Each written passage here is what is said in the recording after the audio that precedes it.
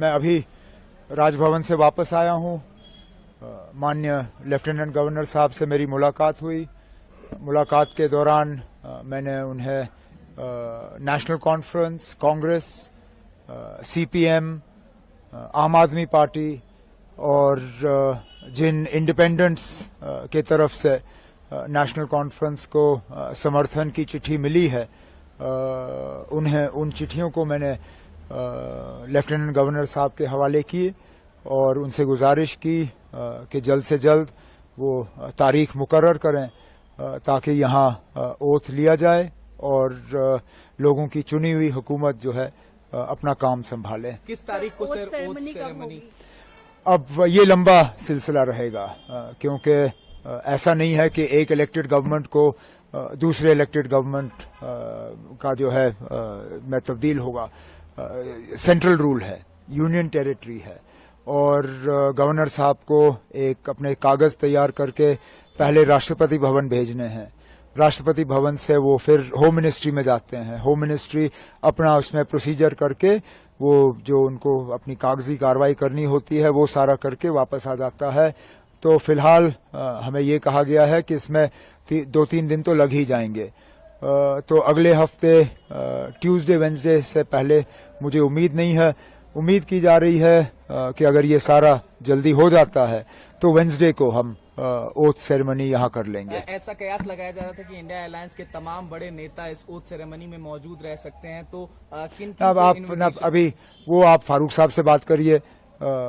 India block के leader वो हैं और इन्विटेशंस अगर जाएंगे तो उनके तरफ से जाएंगे। मुझे जिनको इनवाइट करना होगा वो अपने तरफ से मैं कल बैठ के उन्हें जो है दावत दूंगा।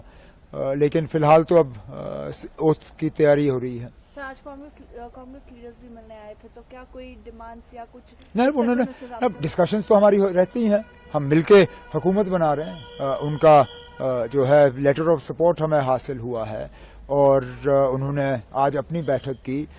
उनकी अपनी बैठक में उन्होंने अपने हाईकमांड को इजाजत दी कि वो सीएलपी का जो है फैसला करें, सीएलपी लीडर का फैसला करें। तो हमने जो अपनी अंदरूनी बातें करनी थी वो हमने की। सर, काफी इंडिपेंडेंट कैंडिडेट्स भी अब ज्वाइन इन कर रहे हैं एनसीएम ने देखा पिछले कुछ दिनों में, तो क्या स्पेकुलेशन है कि और जो बाकी हैं वो भी ज्वाइन करेंगे, ऐसा कुछ? न, ऐसी बात नहीं है।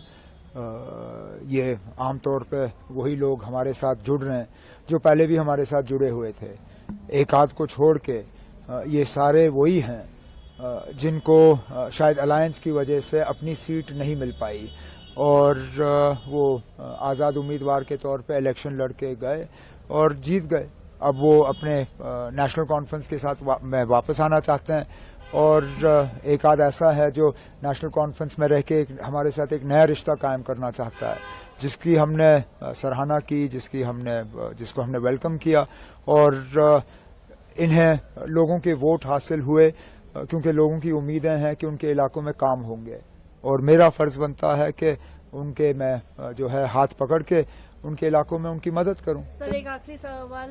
इल्तिजा मुफ्ती जी क्लेम कर रही हैं कि बिजबिहारा में एनसी के वर्कर्स जो है वैंडलिज्म कर रहे हैं, they are attacking their workers. How do you? मुझे कुछ नहीं कहना इसमें। ये अब अगर किसी तरह का सबूत है तो वो पेश करें। जिनके खिलाफ इल्जाम लगे हैं वो तो उनके खिलाफ अब केस करने के लिए तैयार हैं, डेफेमेशन के। अब ये अदालत को फैसला करने दीजिए कौन सही है कौन गलत। सर, जम्मू डिवीजन के इग्नोरेंस का एक बड़ा आरोप लगा। कोई इग्नोरेंस नहीं है ना, कोई